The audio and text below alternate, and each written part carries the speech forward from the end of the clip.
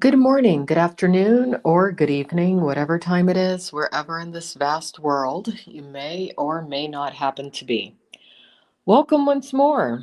Welcome back to another live page by page reading and commentary of the modern English version of the Christian Bible. I'm your hostess, Alexandra, and it's been a while, hasn't it?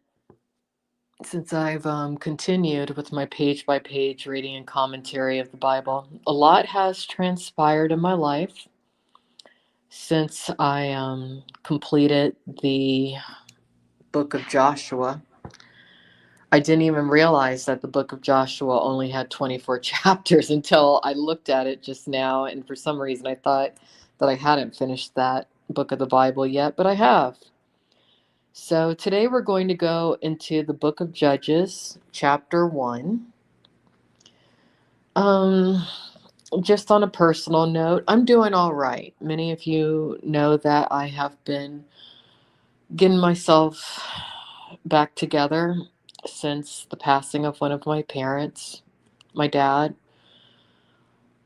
I relocated myself physically to a place to where every day is sunshiny.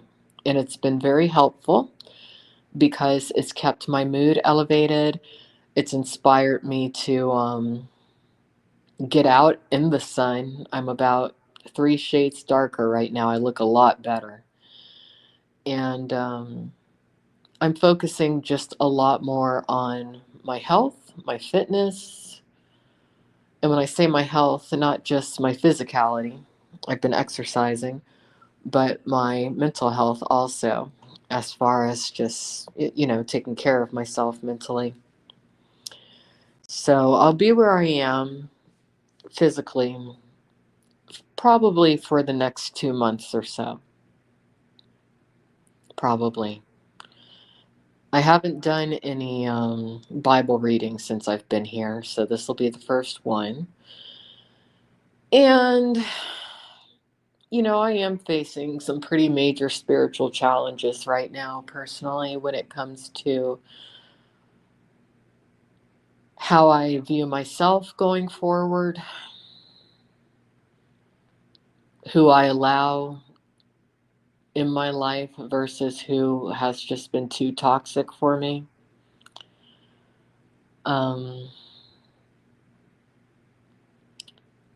I've come to the realization that I'm never going to stop trying to help others that I see in need, but I'm definitely doing so from a far more remote standpoint. And really, I guess my theme of spiritual awareness right now does have primarily to do with self care, because over the past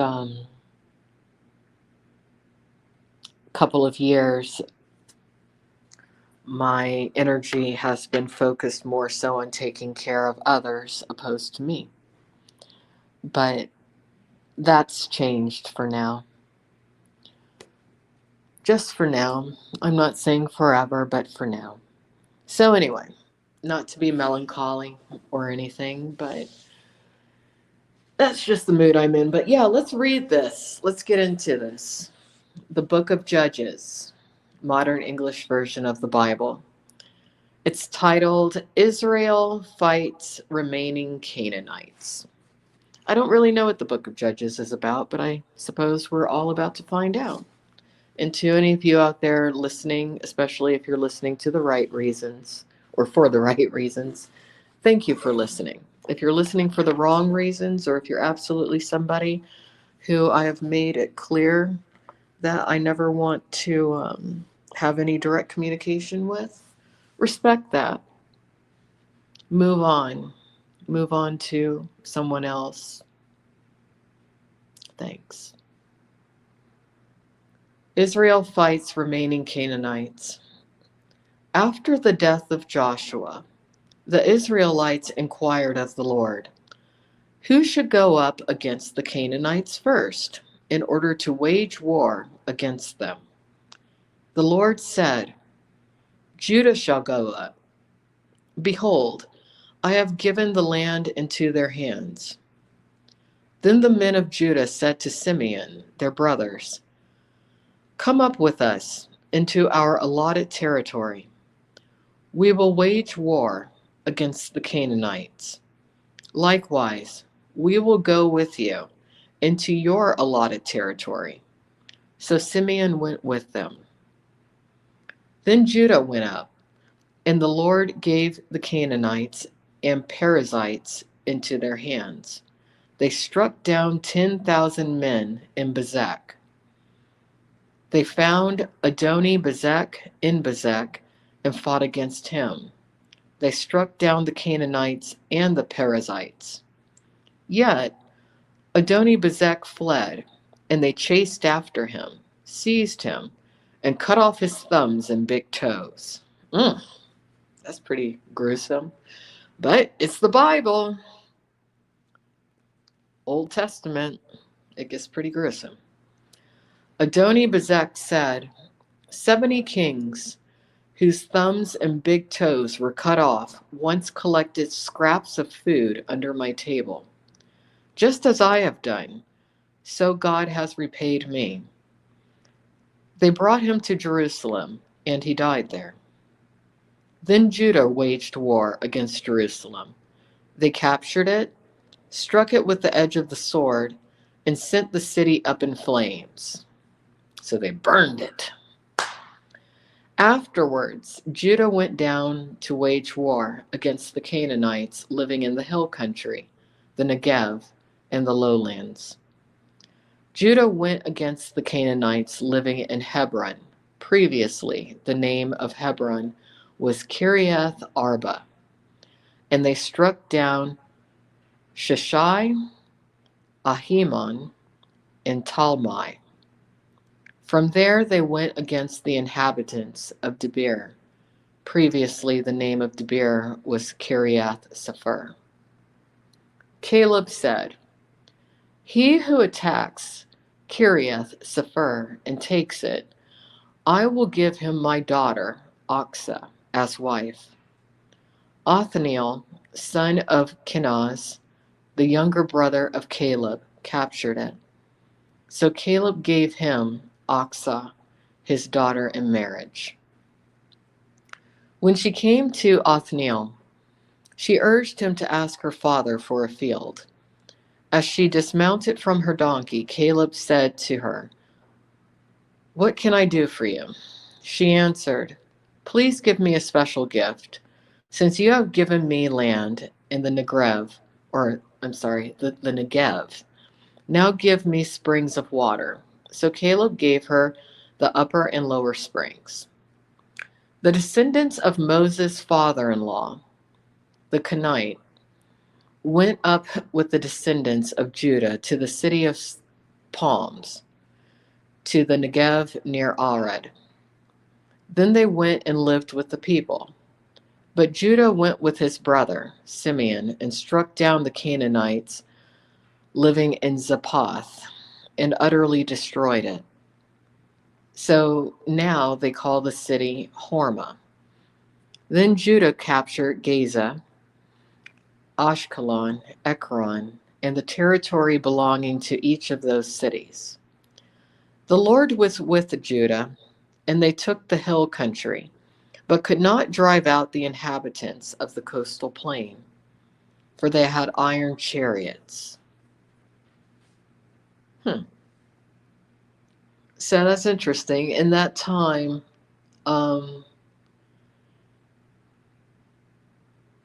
guess you would say the stability and the technology of whatever vehicles or weapons they had, even if it just had to do what kind of material they were made out of, it made a big difference in a war. Makes sense. They gave Hebron to Caleb, as Moses had said, and he drove out the 3 sons of Anak. However, the tribe of Benjamin did not drive out the Jebusites living in Jerusalem.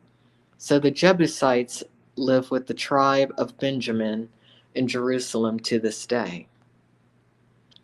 The descendants of Joseph went up against Bethel, and the Lord was with them. The descendants of Joseph sent spies into Bethel. The former name of the city was Luz. The spies saw a man coming out of the city and said to him, "Please show us the entrance to the city, and we will deal kindly with you." So he showed them an entrance to the city. They struck the city with the edge of the sword, but they let the man and his extended family go. The man went to the land of the Hittites. He built a city and named it Luz, and that is its name to this day. Manasseh did not drive out the inhabitants of Bethshan, Tanakh, Dor, Ableam, Megiddo, or their daughter villages, for the Canaanites were determined to live in that land. When the Israelites became strong, they put the Canaanites to hard labor as slaves, but they did not actually drive them out. Ephraim did not drive out the inhabitants of Gezer. So the Canaanites lived among them in Gezer. Zebulun did not drive out the inhabitants of Kitron in Nahalal. So the Canaanites lived among them and became slave laborers. Asher did not drive out the inhabitants of Akko, Sidon, Alab, Akzib, Helbah, Aphek, or Rehob. Asher lived among the Canaanites, the inhabitants of the land, for they did not drive them out. Naphtali did not drive out the inhabitants of Beth Shemesh. That's a hard word to say or name. Beth Shemesh or Beth Anath. So they live among the Canaanites, the inhabitants of the land. The Canaanites of Beth Shemesh and Beth Anath became slave laborers for them. The Amorites pushed the tribe of Dan into the hill country, for they would not let them come down to the coastal plain. The Amorites were determined to live in Mount Herez, Ajalon, and Shalbim, but the hand of the descendants of Joseph was heavy on them, and they became slave laborers. The border of the Amorites was from the ascent of Akrabim to Selah and beyond. Well, that was interesting. You know, I think war is necessary to bring people together. And I think war is necessary for the evolution of humanity. It's tough. I mean, it's just like disputes within families. Humanity. What is humanity?